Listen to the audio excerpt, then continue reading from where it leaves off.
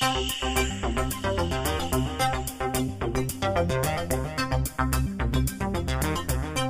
are listening to Future Voices, a podcast brought to you by BH Futures Foundation. Muamer Babajic was born and raised in Germany. His parents are Bosnian. Growing up in Germany while the war was going on and his parents in his home country, he understood that education is the key to development, prosperity, and self-determination. He graduated in business administration in Munich and founded his first company, Masterwork, in 2009, in the peak of the economic crisis. Masterwork supplies components and engineering services mainly to German machine building and the car industry.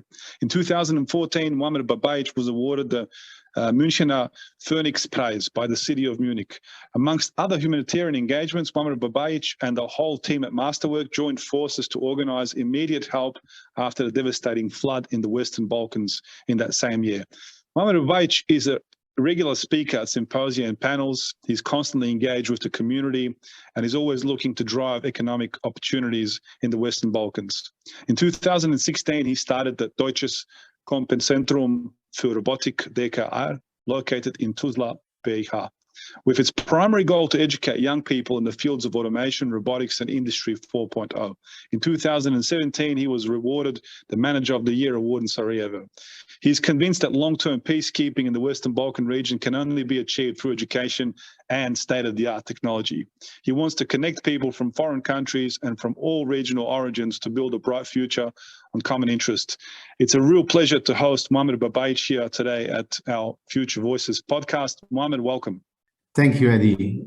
I have a few questions ready for you for our Future Leaders Summit. As you know, it's a congress that we're organizing for the first time under this name. The name speaks for itself. We're bringing together the future leaders in the STEM areas, and I think there's no better person to speak to about that topic than you.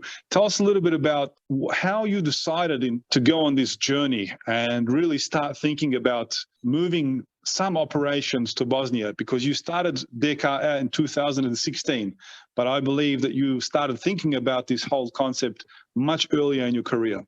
We started with one simple project. Our company funded industrial robot from KUKA with educational bundle to the University of Tuzla. And then I've seen this shining eyes of young people who are studying. And it was to me like nobody else was interested into what these young people are gonna be, which future will they have. And now, looking at hindsight, from these shining eyes, we have some bright international careers. Meanwhile, I've seen that people are really, really passionate about technology and about robots. And so we have done some more projects. And in 2015, we decided to start to build up competence center for industrial robotics, which we then in 2016 started, and 2017, it was the big opening where we really have some international guests from all over Europe. And this was the reason why I've got also this prize in Sarajevo in 2017. But the prize for me was when some of the participants in the trainings came to me and told me what I've learned in 2 days here in the Robotics Center in DKR, I did not learn in 1 year at the university. And this was something it scared me, but I was really happy to have enabled such a thing. I'm sure it was very, very motivating for you to see that you were having a huge impact on these young individuals through the center. Today, your center is involved, let's say, in two primary activities. One is educating young people, and the other one is helping the industry in Bosnia and Herzegovina digitize, as we say, automate certain mundane tasks that are being conducted in very low paying wages, at the same time, sometimes very risky, high-risk jobs. Can you tell us a little bit about, from your observation, what is the status of digitization in manufacturing industry, as you best know it, in Bosnia and Herzegovina, and what your company has done to date to help some of these organizations move forward? We have done some analysis, and we receive many inquiries from producing or manufacturing industry, and the companies we have already served and helped to automatize some of their processes. They're really grateful for this support, and they have plans to do it on a larger scale. So the main thing in the center of focus is the human being, are the people. So if we can provide technology to become better quality of life of the people and of the and rise the productivity, then we do the project. Then we implement automation and we put robots in the factory. If there is no such a improvement, then it's not the right project for us. So in Bosnia, there are a lot of companies who are already starting and implementing, but I think that this automation and using robots will rise in the next couple of years dramatically. There are some indicators, because people, the companies cannot hire skilled people. When you are asked what do you think about war for talents, I can tell you there is no war for talents. The war is over. The talents have won.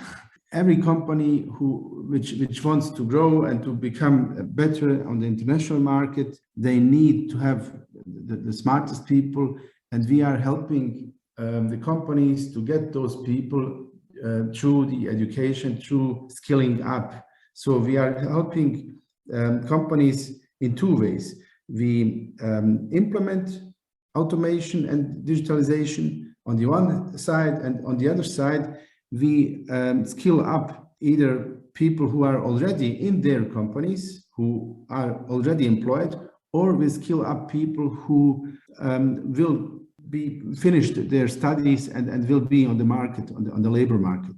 Some people say that automation is going to replace many of the jobs which are keeping people in Bosnia and Herzegovina employed. I'd love to get your comments on that particular topic.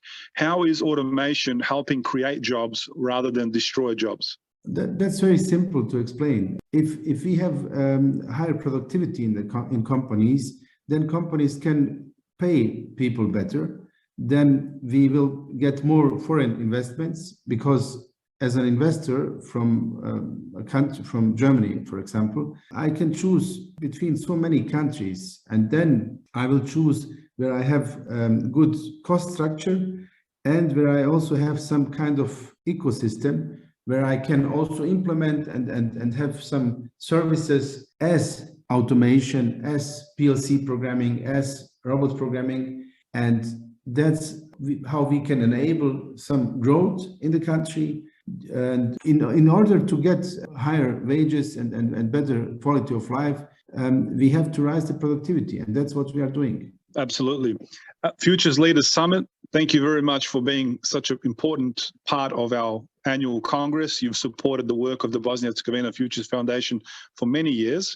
We've collaborated very, very closely.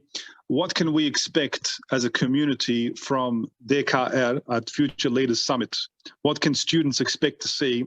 We can show you some insights of our work, and we also want to invite you to have a look at DKR in Tuzla. We are there to support you further, and I think the future will be good if everybody is doing the best he or she can do. And I have to say, in closing remarks, many people refer to DKR, the German Robotics Center in Tuzla, as the spaceship that landed in a place where many people thought it would not land. They are doing incredible work. They are educating hundreds of young people in the latest automation tools, from various industrial controllers all the way through to large industrial robotic systems. There you have it, everyone. Please tune in to Futures Leaders Summit. Come and check out what DKR are doing at Maidan Center. You'll be highly impressed, as we all have. Muamer, thank you so much for joining us for this special episode of Futures Voices. Thank you, Eddie.